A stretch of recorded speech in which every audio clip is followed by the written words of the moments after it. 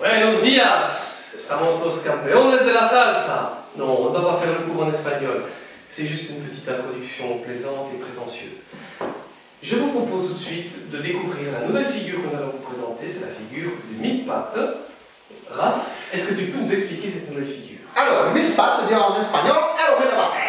Tout à fait. Alors, le mille-pattes, eh bien, d'accord, ici, vous avez déjà 5 pattes. Et là, vous avez encore 5 pattes, ça en fait 10, que vous multipliez par 10, ça fait 100, fois 10, ça fait 1000, 1000 égale pattes. Bien, voilà donc pourquoi le mille-pattes. Belle démonstration. Mais j'en veux plus. Tu en veux plus. Alors, ce que vous venez de voir, c'était sur une version très lente, c'était presque un slow, et c'était donc très agréable. On l'a fait pour vous, et au lieu de le faire 2 fois, je dirais une fois dans un sens, une fois dans l'autre, eh bien vous pouvez rebobiner la vidéo, entre guillemets, et vous verrez donc que Ludo le fait dans le sens justement symétrique. On ne vous présente plus bien entendu Muriel, star internationale de la salsa, je ne le répéterai jamais assez, le jour où vous la croisez en soirée, invitez-la, elle est très timide, et bien sûr Jojo que vous pouvez retrouver dans tous les salsa festivals de Wallonie. Bien, alors, nous allons pour le départ. Donc Ludo va se positionner un petit peu n'importe comment. Donc si en cas j'explique mal, vous copiez sur lui, c'est des fois préférable. Alors, bien, nous avons donc ce pas de buzz qui est là. Un Dili qui est donc Rosvo Dili. 1, 2, 3, 5, 6, 7. Jusque-là, je ne réexplique pas. Alors, on va faire un tour à la fille, un tour sur la droite, et lancer sa main droite. Jojo, si je me trompe, tu me le dis. Et sa main va délicatement venir se repositionner dans la main initiale qu'il avait lancée. La main gauche. Ce qui nous fait 1, 2, 3, 5, 6, 7. Alors vous voyez que c'est très beau, c'est très joli, on se demande à quoi ça a servi, pas grand chose parce qu'on se retrouve avec la fille dans le même sens, mais c'est du styling, c'est ça, el portoricano. Bien, on le fait. 1, 2, 3, 5, 6, 7. Bien, alors maintenant ça se complique un petit peu.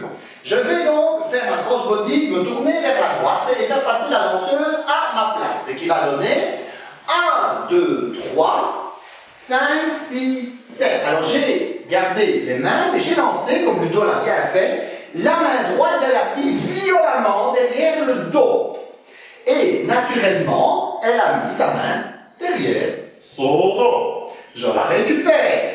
C'est très important, c'est le fameux jeté de bras. Allez voir les vidéos pour le jeté de bras. Une fois que je suis là, pensez que vous allez garder le contact avec les mains pendant une éternité. Un petit peu comme de la salsa cubaine. On y va, alors je vais en faire très lentement. 1, 2, 3, 5, 6, 7. Voilà, on garde les mains, vous voyez, j'ai donc un croisement assez original. Ma main gauche, garçon, est au-dessus de ma main droite, et la main gauche des filles est au-dessus de sa main droite, et on a le contact. Elle vient juste pour tout le monde. Ça me semble tout à fait exact. Parfait. Alors ici, on va le faire sans béton. Je vais tourner la fille sur sa gauche, je garde toujours le contact avec la main, et avec ma main gauche, je vais donc l'enrouler dans mes bras, et la positionner à côté de moi. Ça, c'est donc la suite de la figure. Ensuite, je vais lever ma main gauche, je vais lever ma main droite, gardez toujours le contact, j'abaisse, et c'est donc la suite. Et je ne sais plus où j'en suis, ça c'est parce qu'on le fait au plus, on le fait lentement, mais le super Ludo, ouais, ici est millionnaire. Allez, quand on refait ce morceau-là, on va faire depuis le début, très lentement, donc, par date. 1, 2, 3, 5, 10 et donc. 1, 2, 3, 5, 6, 7. 1, 2, 3, 5, 6, 7. 1, 2, 3, 5, 6, 7. 1, 2, 3, 5, 6, 7. 1, 2, 3, 5, 6, 7. Voilà, c'est ça. Et alors ici, donc nous passons avec cette main droite qui redescend et qui se relève. Voilà, et ça Ludo va vous expliquer en détail parce que vous allez voir que c'est d'un niveau très haut et que même moi, je n'ai pas non plus toujours tous les niveaux qu'il faut. Bien, revenons. Une fois que nous sommes dans cette position, alors on va peut-être montrer voilà, cette position de bras qui est particulière. J'insiste pour dire que c'est un plaisantin. C'est un plaisantin. Ce n'est pas moi qui vais avoir le niveau, mais je vais quand même vous l'expliquer. Mais c'est pas que la décortiquer à partir du tout. Avec plaisir. Donc ici, je voyais, j'ai ma main droite au-dessus de ma main gauche, et c'est ça qui va me permettre de faire cette suite. Je vais quand même avancer pour ne pas prendre toute la bobine. Et donc une fois que je suis là, le garçon va se tourner sur la droite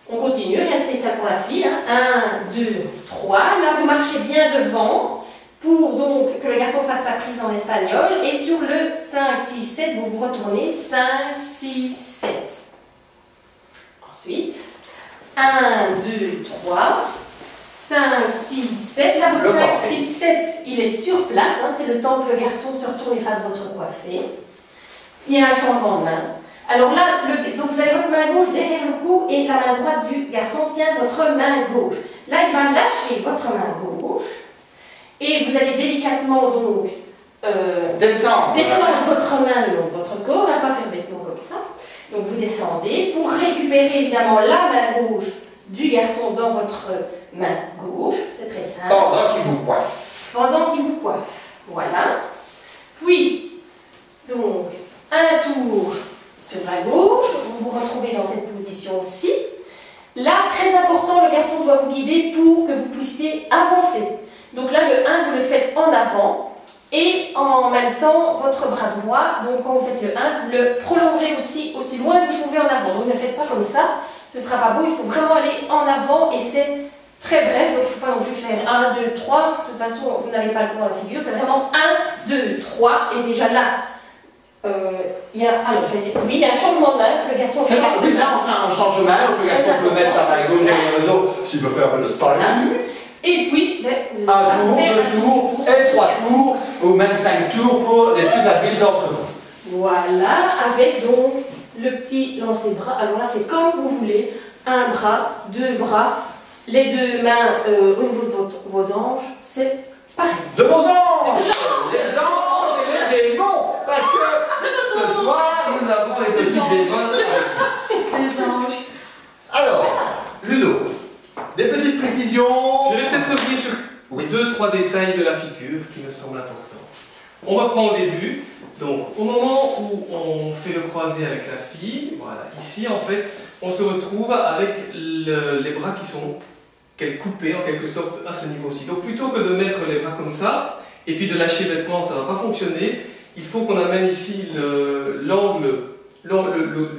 bras gauche de la fille au niveau du coude droit de la fille. Ce qui permet, quand on lâche, de donner une petite descente avec notre main droite et de faire, hop, une belle ellipse pour le bras droit de la fille. Voilà.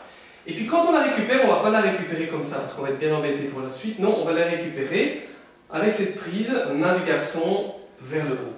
Oui. Ce qui va nous donner beaucoup plus de confort, et on a le confort ici, pour faire la suite de la figure, qui est le passage de la fille, puisqu'on la fait passer un peu comme un chouffe là, je crois, ce qui nous permet ensuite de lancer la main. Voilà, ça c'était mes petits détails sur cette partie de la figure. On continue. Alors, on se retrouve, je suis perdu, on va se retrouver sur le croisé ici, voilà, le coiffé plutôt. Voilà, donc on était à un moment donné comme ceci. C'est ça, sur le coiffé, donc ici on a une partie un petit peu rapide de la figure, c'est-à-dire qu'on doit bien passer le 1, pied arrière, 2, 3, et sur le 3, on est censé se retrouver dans cette position avec le bras droit qui vient le plus bas possible. Et là, en fonction de la vitesse de la salsa, vous verrez qu'il va falloir parfois un petit peu courir. C'est pourquoi il vaut mieux les faire. Il faut choisir cette figure sur des salsas qui ne sont pas trop rapides. C'est pour ça que nous avons triché et nous avons fait ça sur un slow. Voilà, bien vous verrez que nous sommes quand même parvenus à quelque chose d'assez correct sur une salsa un peu plus rapide, mais c'est le bonus. Revenons-en à la position. On est sur le 3 en bas. Et à ce moment-là, on fait passer le bras droit, si vous ne l'avez pas remarqué ou si vous avez eu un problème à ce niveau-là, le bras droit passe au-dessus de notre tête, ce qui permet de continuer la figure correctement. Voilà. C'est le petit passage qui va très vite, effectivement. Et puis pour le reste, ma foi, je pense que Raph, tu as été très bien dans des explications. Oui, et s'il manquait quelque chose, Joël a dû certainement combler le trou avec du mastic.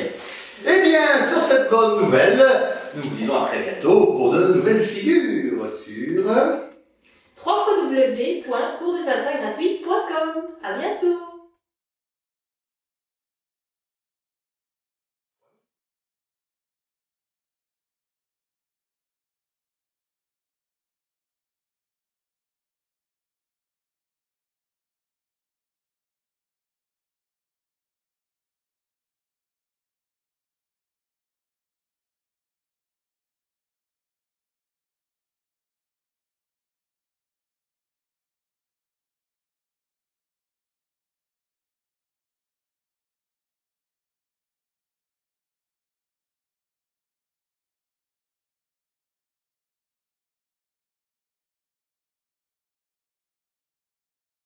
Vous pouvez retrouver d'autres figures de salsa ainsi que de bachata, de merengue, de cha-cha et même de rock-catan et d'autres danses latines sur notre site internet www.coursdesalsagratuit.com. À bientôt!